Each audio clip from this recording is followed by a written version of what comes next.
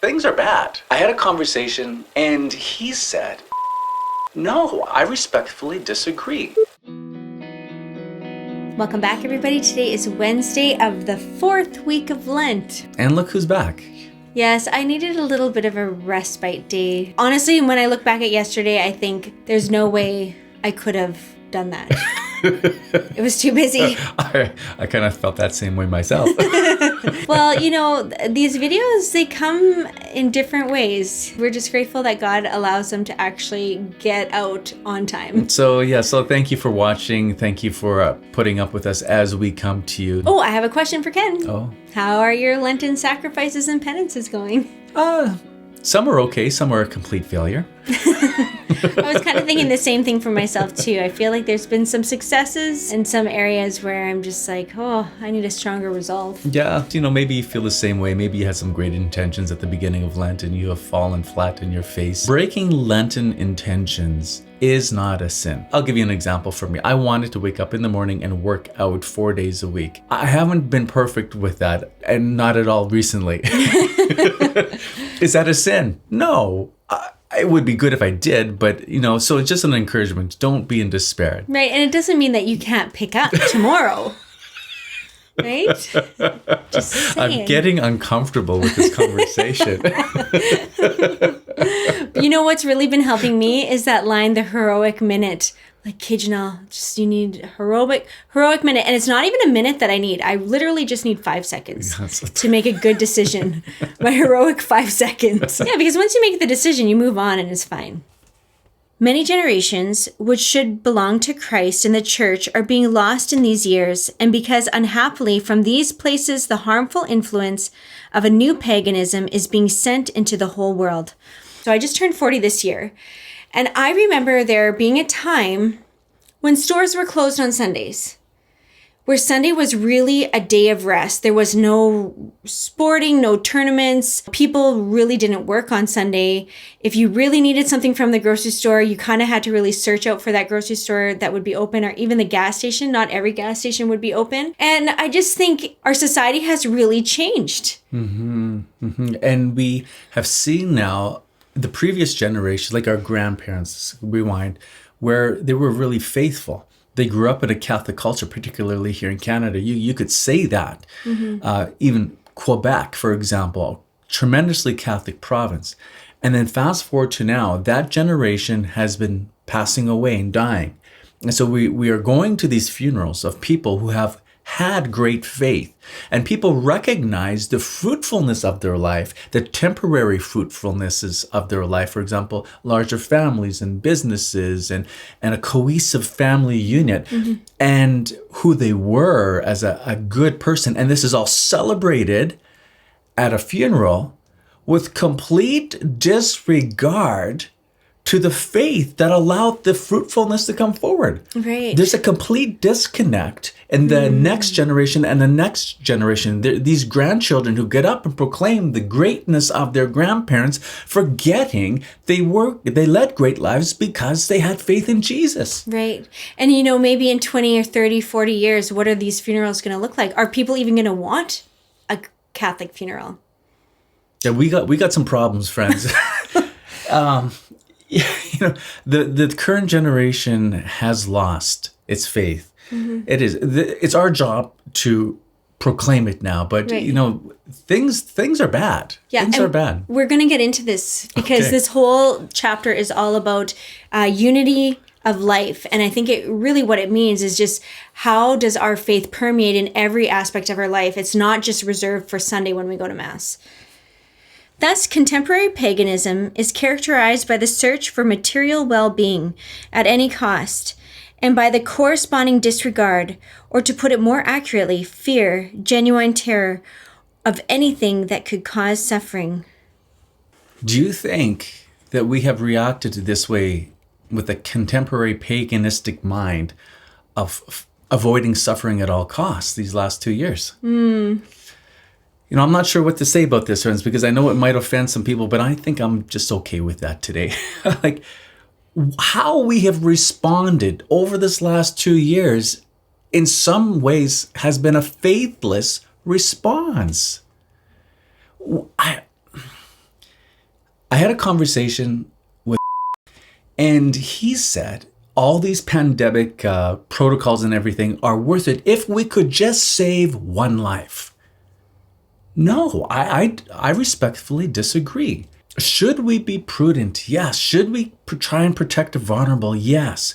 But should we have done everything absolutely possible to try and save every single person's life? I can't accept that.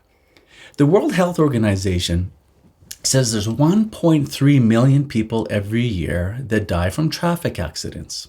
40,000 Americans every year approximately die in motor vehicle accidents. And in Canada, we have about 8,000 to 9,000 people on any given year that die from vehicle accidents. We could technically eliminate basically every one of those deaths if we reduced the speed limit to 20 kilometers an hour. Now, would that be practical? Would that be wise? Well, if we want to save every life at all costs, that's what we would need to do. But that is not a prudent and wise response to trying to protect a person's life, because you would bring transportation to a grinding halt. And I think what we've done in the last 2 years, we have brought humanity to a grinding halt. We have forgotten the dignity of a human person because of this contemporary paganistic mind. Avoid suffering at all costs. Yes, we need to protect those who are vulnerable, but we have treated everyone as though there is equal risk, with devastating consequences, to the point of not worshiping God, closing down our churches. Some dioceses in Canada went above and beyond the provincial protocols that were being asked of them. Now, I feel like they probably did that because they were sincere in trying to protect people. But at what cost? I think this has caused a devastating wound in the psyche of Catholics within our country and really has robbed people of grace. We have forgotten faith in Jesus Christ through all of this. With this outlook, words such as God, sin, cross, mortification, eternal life become incomprehensible to a great number of people who are ignorant of their meaning and content. We've lost perspective. Like, think about Lazarus. Jesus raised Lazarus from the dead. But what did Lazarus gain? I'm just a guess. Maybe another 15 years of life. But Lazarus still had to die.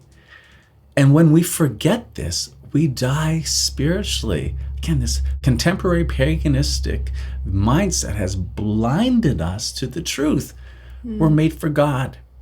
That this life we can do mortifications, we can carry our cross, we can gain great grace for the world and those around us. Why are people losing faith? Well, maybe because people like you and me have stopped carrying our crosses, becoming co-redeemers with Christ, offering our suffering to Jesus, winning grace for the world.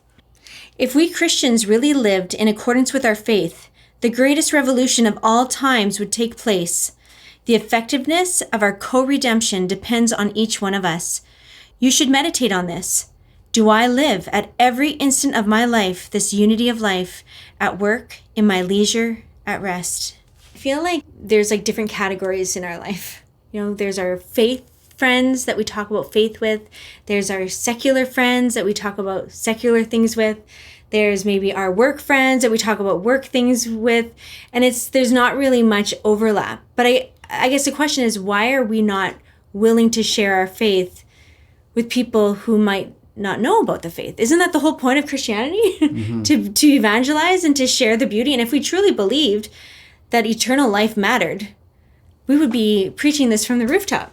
And I think, correct. And I also think Father Fernandez is getting to the point, this unity of life. We have to ask, what is that unity of life? And I think it can come down to a very simple intention of the will when we live the duty of the moment for Jesus. One practice St. Alphonsus recommends is, if you're just struggling to turn something into a prayer, just say the word love. That practice could be done in every aspect of our life, whether it be changing a diaper, whether it be cooking a meal, whether it be in the business. You want to offer that task to Jesus, that unity of life and love that Father is talking about. Just say love with the intention of, Jesus, I do this out of love for you. We have to impregnate every environment of society with a Christian spirit. Do not merely have the desire to do so. Each of you, wherever you are working, has to give a divine content to the job you are doing. And through your prayer, mortification, and well-finished professional work, you have to see to it that you are formed and form other souls in the truth of Christ, so that he may be proclaimed Lord of all earthly affairs. So Ken and I were just sort of having a little discussion about, the mortifications that we do, the little penances, offering things up for God out of love, and how those are important in winning souls for Christ. And I was kind of more looking at it from a perspective of doing things that are visible to other people, because I think for me, it's much harder to put myself out there where people know that, we're pro-life, that we believe in the sanctity of marriage, that we follow the teachings of the church. I feel like that requires a lot of fortitude, especially when you're expressing it to people maybe who don't believe the same. But I feel like what Father Fernandez is saying is that we need to impregnate and permeate throughout all of society. Basically take up space. Like Christians, we need to take up space. I heard a Catholic speaker say this once. When you have the opportunity to put a Christian symbol on your vehicle or a statue outside your front step, or even having a pro-life pin on your jacket, or something of a visible sign, wearing a religious medal, so that other people can see that you are a follower of Christ, that we should take up that space in society. Yeah, take up that space. I think we've fallen into this false pastoralism where we have to just be accommodating to everyone's needs and wishes and other religious beliefs. We can respect another person's religious beliefs, but that doesn't mean we take down crosses from our schools, from our homes. I would say even from our workplace. If you're a Christian business owner, why not put up a cross? Isn't that who you are? Isn't that what you believe? Why do we need to separate faith and business? And said, we're so afraid. Oh, I'm afraid to offend. I might lose business. I might lose $1. No, we don't serve the dollar. We serve Jesus Christ. So in conclusion, friends, please share with us below in the comments what stood out to you and why. Pray the rosary along with us right up there, and we will see you tomorrow.